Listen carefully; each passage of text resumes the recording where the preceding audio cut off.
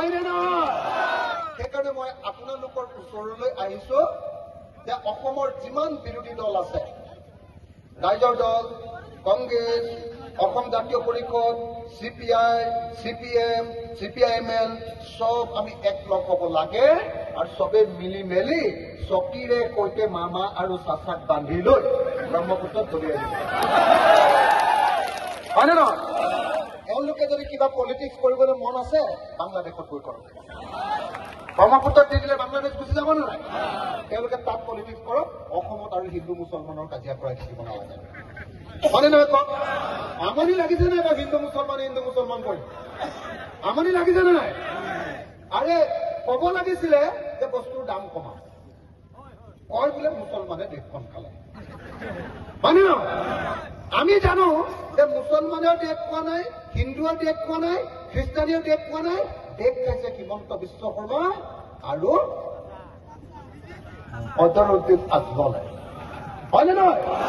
তেওঁলোকে দেশখন খাইছে। গতিকে এওঁলোকক যদি ব্ৰহ্মপুত্ৰত বিসৰ্জন নিদিওঁ তেতিয়াহ'লে কোনো পধ্যে দেশৰ মানুহবিলাকে শান্তিত খাবলৈ নাপাওঁ। আপোনালোকে চবকে চাওক, মই এটা হিন্দু ল'ৰা, তেওঁলোকে কৈ থাকে যে ভাৰতখন হিন্দুৰ দেশ, আমি হিন্দুৰ দেশ বনাম। তেতিয়াহ'লে মোৰ কাৰণে পেট্ৰল আৰু ডিজেলটোৰ দামটো কমাই দিয়া মুছলমানতকে। হয়নে নহয়? আজিৰ দিনটোত আপোনালোকে পেট্ৰল কেইটকাত কিনে? কেইটকা? 100 টকা। ঠিক আছে, মুছলমান মানুহক 100 টকাত দিয়ক, মোক 50 টকা দি দিয়ক। মই হিন্দু, হয়নে নহয়? তেতিয়া মই হিন্দু দলটো ভাল পাম। বস্তুৰ মূল্যটো চবৰ কাৰণে সমান, কিন্তু ইফালে তোমালোকে হিন্দু উদ্ধাৰ কৰা। হয়নে নহয়? এইটোতো নহব ভাই, এইটোতো নহব ভাই। মই আপোনালোকৰ ইয়ালৈ আহি থাকোতে যেতিয়া আহি আছো, মই দেখিছো যে দবকাৰ চবৰ ঘৰৰ মানুহৰ ঘৰতে ঘৰে ঘৰে ঘৰে ঘৰে ঘৰে ঘৰে তামোল গছ। মোক তেতিয়া কলে, মই যিখন গাড়ীত উঠি আহিছো, গাড়ী চলাই এখন ল'ৰাজনে কলে যে দাদা, দবকাৰ মানুহবিলাকে খেতিৰ পাছতে আটাইতকৈ বেছি ইনকাম কৰে তামোল বেপাৰ, তামোল বেছি। কলে যে অতি কমেও 50,000, 70,000 পৰা 5 লাখ 6 লাখ টকালৈকে এবছৰত তামোলৰ পৰা পায়। হয় নেকি? হয় নেকি? বিজেপি চৰকাৰ অহাৰ পাছৰ পৰা চুপাৰী, 1 কেজি চুপাৰী বেছি বৰাক উপত্যকাত, মই আপোনালোকক সুধিম, বৰাক উপত্যকাত বিজেপি অহাৰ আগতে 1 কেজি চুপাৰীৰ দাম পাইছিলে খেতিয়ক এজনে বিক্ৰী কৰি 400 টকা, আৰু বিজেপি অহাৰ পাছত এতিয়া পায় 250 টকা।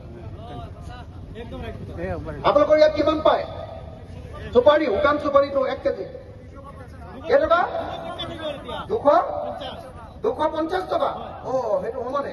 আগতে কিমান আছিলে? 400ৰ পৰা 500লৈকে পাইছিলে। হয়নে নহয়?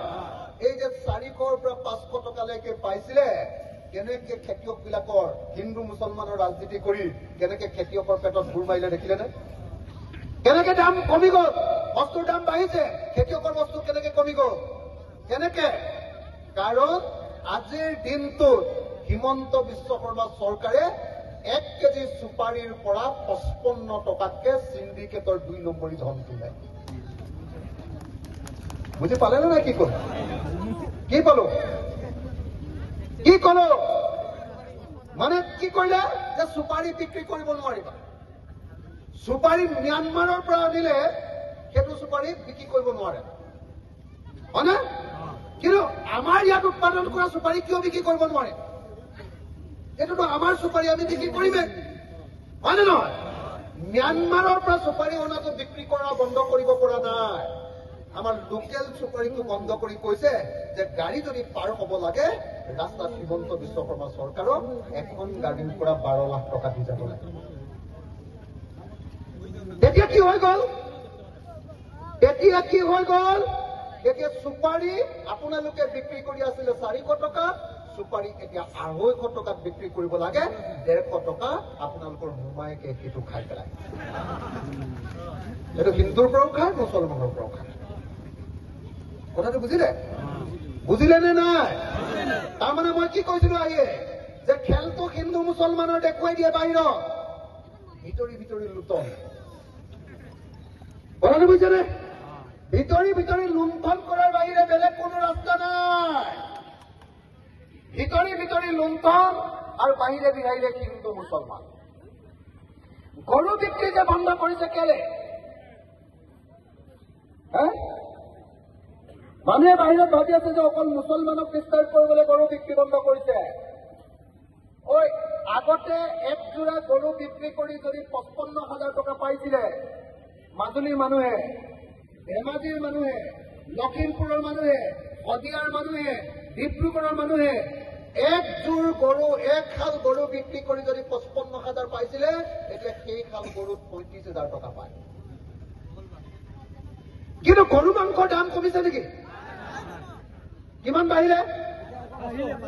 আগতে 100 টকা আছিলে, মোমাই দিনত কেইটকা হ'ল?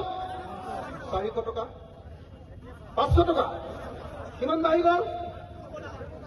400 টকা মোমাইৰ দিনত গৰু মাংসৰ দাম বাঢ়িলে। মোমায়ে গৰু মাংস নাখায়, কিন্তু গৰু মাংসৰ পৰা পইচা খায়। কথাটো বুজিছে নে নাই? বুজি পাইছে নে নাই? পাইছে নে নাই? চব বেপাৰ। মুছলমানৰ বিৰুদ্ধে এটা কথা কলে মানে 100 কোটি আহিব।